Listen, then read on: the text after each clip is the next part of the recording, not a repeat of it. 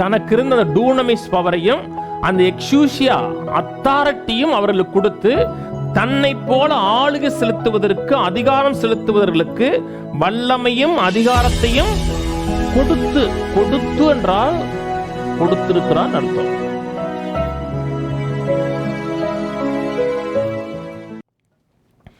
இயேசு தம்முடைய 12 சீசர்களை வரவழைத்து சகல பிசாசுகளை துரத்தவும் வியாதியஸ்தர்களை குணமாக்கவும் அவர்களுக்கு வல்லமையும் அதிகாரமும் கொடுத்து, இந்த வல்லமையும் அதிகாரம் தனக்கு மட்டும்தான் இருக்கிறது என்று கர்த்தர் நினைக்காமல் தன்னுடைய சீசர்களை வரவழைத்து அவர்களுக்கு சகல பிசாசுகளை துரத்தவும் சகல வியாதிகளை குணமாக்கவும் அவர்களுக்கு வல்லமையும் அதிகாரத்தையும் கொடுத்தார். இந்த வல்லமைங்கிறது பார்த்தீங்களா, அந்த வல்லமைங்கிற வார்த்தை டூனமிஸ்ங்கிற வார்த்தை, இது ஒரு பவர்ஃபுல்லான வார்த்தை. டூனமிஸ் என்றால் ஃபோர்ஸ் என்ற அர்த்தம், ஒரு சக்தியின் அர்த்தம்.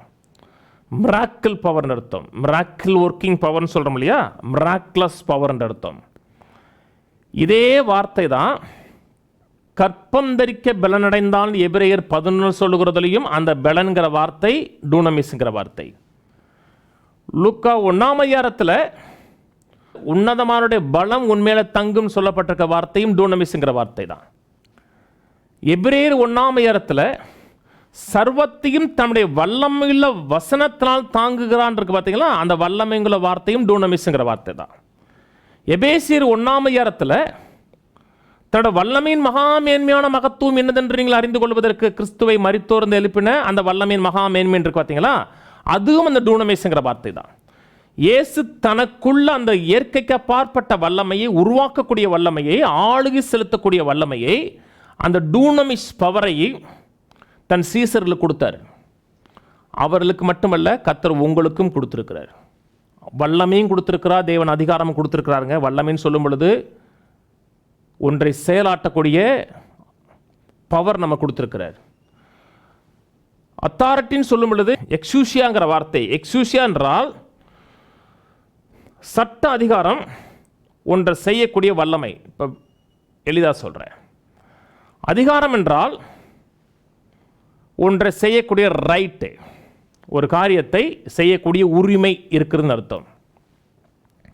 வல்லமை என்றால் ஒரு காரியத்தை செய்யக்கூடிய மைட் இருக்குன்னு அர்த்தம், அதை செய்யக்கூடிய ஆற்றல் இருக்குன்னு அர்த்தம். ஒரு காரியத்தை செய்யக்கூடிய ரைட்டும் நமக்கு இருக்கிறது. ரைட் இருக்குது மட்டுமல்ல, அந்த காரியத்தை வல்லமையான விதத்தில் செய்யக்கூடிய விதத்தில் நமக்கு மைட்டும் இருக்கிறது.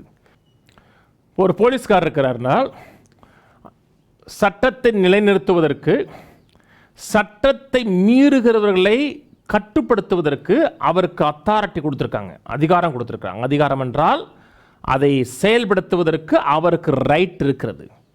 அதனால தான் ரைட் இருக்கிறதுனால தான் அவர் யூனிஃபார்ம் கொடுத்துருக்குறாங்க, அந்த பேட்ச் கொடுத்துருக்குறாங்க.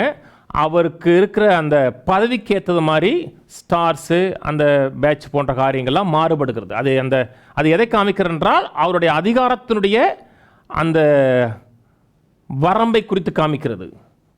அதிகாரம் இருக்கிறது மட்டுமல்ல, அவர்களுக்கு மைட்டும் இருக்கிறது.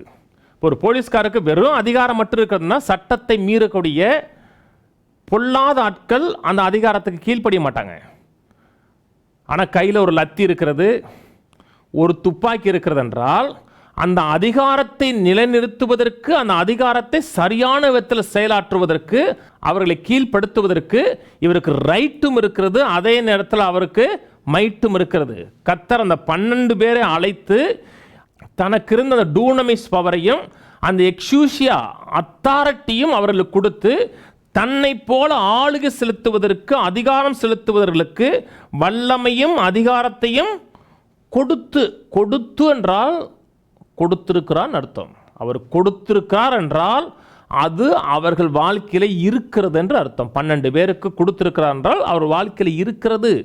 வேதம் சொல்லுகிறது சகல பிசாசுகளை துரத்தும் இருக்கு. சகலன்னு சொல்லும் பொழுது எல்லா பிசாசும், சின்ன பிசாசாக இருந்தாலும் சரி தான், பெரிய பிசாசு இருந்தாலும் சரி தான், அது பாம்பு பிசாசாக இருந்தாலும் சரி தான், தேல் பிசாசு இருந்தாலும் சரி தான், கொடுக்கு பிசாசாக இருந்தாலும் சரி தான், எவ்வளவே பிசாசு சொல்கிறாங்க. அது நாக பிசாசு, அந்த பிசாசு, இந்த பிசாசு. பிசாசை குறித்து பிசாசு ஓட்டுறவனுக்கு கூட அவ்வளோ பிசாசு இருக்குன்னு தெரியாது. ஆனால் கிறிஸ்தவ பிரசங்கியாரில் கேட்டோம்னா என்னன்னுமே சொல்கிறாங்க. இந்த பிசாசுங்கிறாங்க, அந்த பிசாசுங்கிறாங்க. சகல பிசாசுகளையும் துரத்துவதற்கு அதிகாரம் கொடுத்துருக்கிறான்னு சொல்லப்பட்டிருக்கு. எந்த பிசாசு இருந்தாலும் சரிதான், அத்தனை பிசாசும் துரத்துவதற்கு தேவன் நமக்கு அதிகாரம் கொடுத்துருக்கிறார். இந்த அதிகாரத்தை நாம் ஜெபத்தினால வாங்கலை, உபவாசத்தினால வாங்கலை, அவருடைய நாமத்தினாலே தேவன் நமக்கு கொடுத்திருக்கிறான்னு சொல்லப்பட்டிருக்கிறது. சகல பிசாசுகளை துரத்தவும் சகல வியாதிகளை குணமாக்கவும் தேவன் நமக்கு அதிகாரத்தையும் வல்லமையும் கொடுத்திருக்கிறார். கையெழுவது சொல்லுவோம்.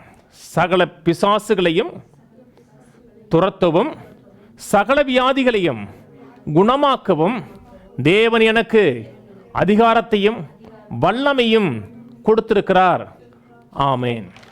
தேவன் சகல அதிகாரத்தையும் வல்லமையும் 12 பேருக்கு மட்டுமல்ல, தேவன் உங்களுக்கும் எனக்கும் கொடுத்திருக்கிறார்.